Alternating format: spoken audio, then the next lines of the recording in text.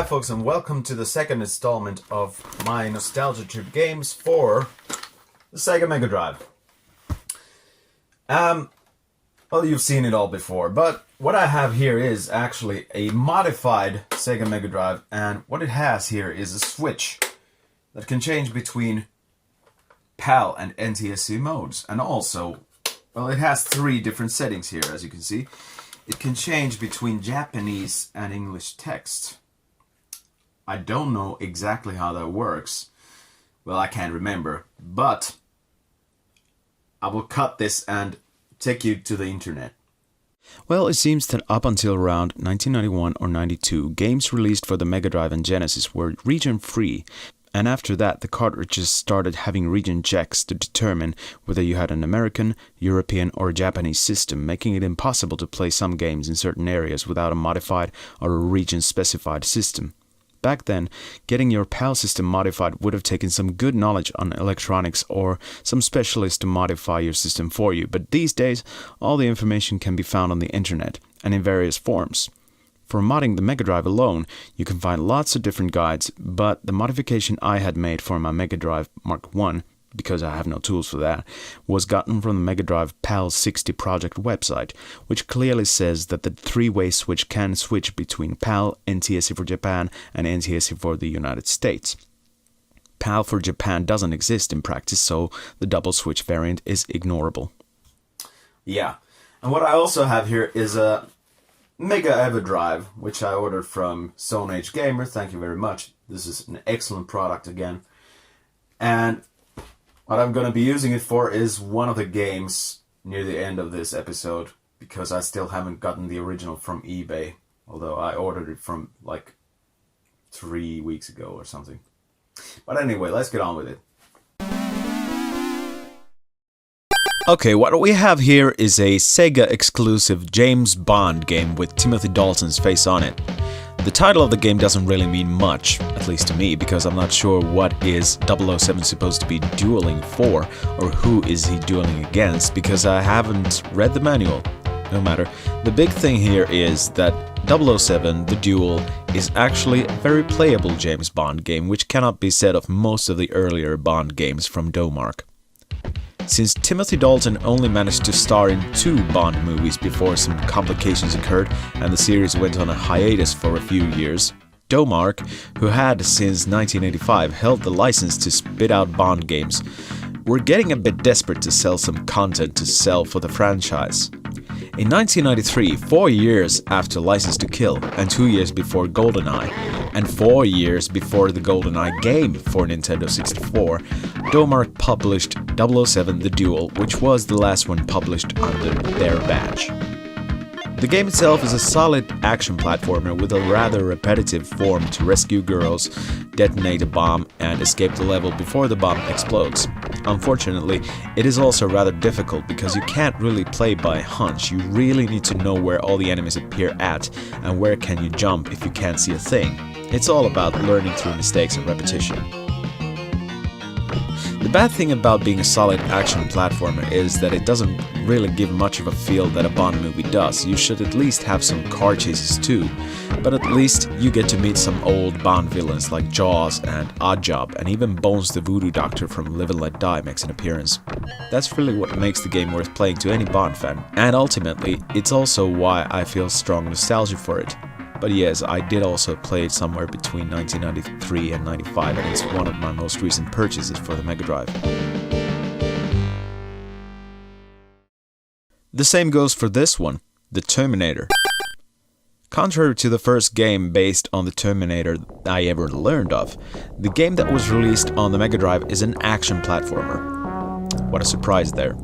Having seen and played this around 1993 or 94 for the first time, it was one of the first games of its kind in an endless line of such. Of course, I didn't know it at the time, but it didn't take too long to find out what sort of lack of imagination game developers for consoles were required to have due to the restrictive controllers.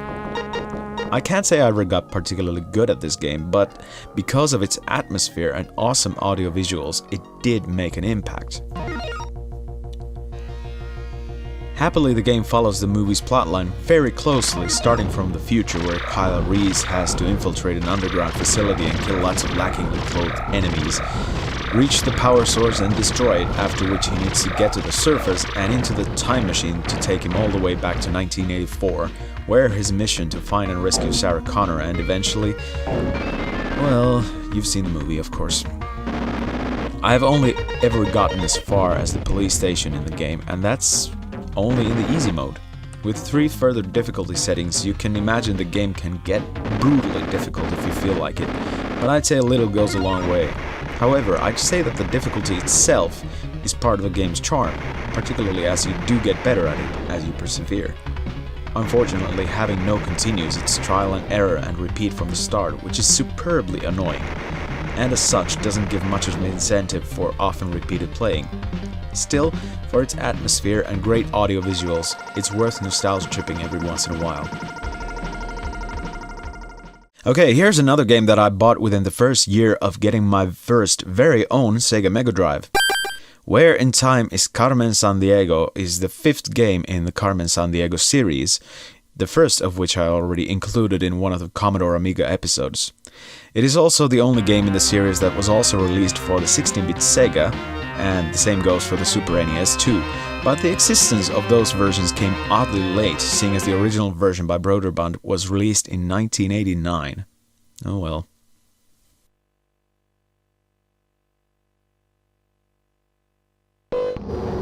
While all the previous games in the series are about figuring out locations while sleuthing, Where in Time added the time travel aspect to the already challenging enough concept of tracing the steps of a villain around the world or in smaller areas. The old gameplay style has been kept in, which thankfully helps navigating through time and space by not giving you too many choices, but there's still that element of possible learning while playing that makes this game just as intriguing as any of the other parts in the series, if not more so.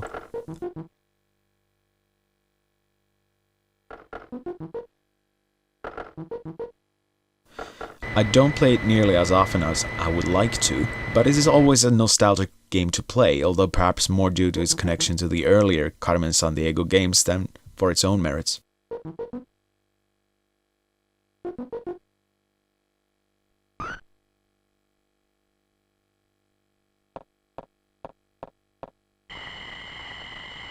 And now it's time for another game I wrote about in a comparison during my first year of writing Finnish retro game comparison blog, mostly thanks to my girlfriend, who is a big fan of Michael Jackson. Yeah, it's obvious I'm talking about Moonwalker. As surrealistic as the movie is in certain ways, it is also highly entertaining, and being such a big Michael Jackson product at the turn of the 90s, it wasn't much of a surprise that the game was made for home computers, another game for Sega consoles, and yet another for the arcades, all of which are written about in the aforementioned comparison. The 16-bit Sega version of Moonwalker was, rather expectedly, the first version of the game I ever played, and while not quite as enjoyable as the arcade game, it's definitely much more enjoyable than the sorry excuse of a game made by US Gold for the Commodore 64, Spectrum, Amstrad, etc., which shall not be mentioned in any further episode. For the most part, the 16-bit console Moonwalker is a multi-directionally scrolling action platformer in which you need to find a certain number of children from behind doors, windows, bushes, car boots, and so on before entering a boss battle for each level. The final level surprises you by being completely different from the rest of the game. In order to have an appearance of a coherent whole, the Sega game follows the smooth criminal sequences plotline relatively strictly, leaving the first third of the film unfeatured. In this context, though, it's only a good thing, even though a different take on Speed Demon would have been interesting to see. While the most obvious point of focus in Moonwalker is the music, which is extremely well made here, it's also great to see some of Jackson's trademark dance moves featured as forms of attack, and Danny DeVito's Mr. Big pixelation is unmistakable. For collectors, there's an annoying detail to consider for two purchases. Some early releases of the game have Thriller as the background music in the graveyard level, while the more well-known releases have Another Part of Me playing there instead, apparently due to copyright issues. With or without Thriller though, Moonwalker is a very collectible game and an excellent early Megadrive title as well, and more than likely to be a nostalgia trip candidate for Sega gamers.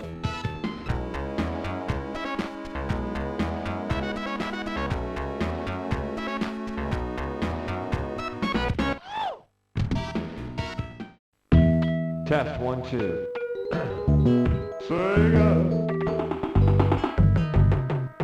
The last game for today is one of the most original concepts for an action game I've ever come across on any platform, Comix Zone. It's one of the first games I learned about through emulation and is still one of my absolute favorites on the Mega Drive. Unfortunately, I have the original cartridge still on its way from eBay, as I already mentioned, so it shall have the dubious honor of being the first Sega game for these videos to be run from the EverDrive card, although I will still be playing it in PAL settings, because that's my region. Comix Zone is a somewhat linear beat-em-up adventure which takes place within a comic book. In fact, you play as the creator of the comic book who gets sucked into the comic book due to a stroke of lightning or whatever, and obviously you need to save the world and get back into reality. The bulk of the gameplay is just kicking, bashing, jumping and running around, but you do need to pick up and use items as you go, and you only have 3 slots in your inventory, which necessitates careful planning of when to use certain objects, but the real challenge is really in learning the best strategies for each panel.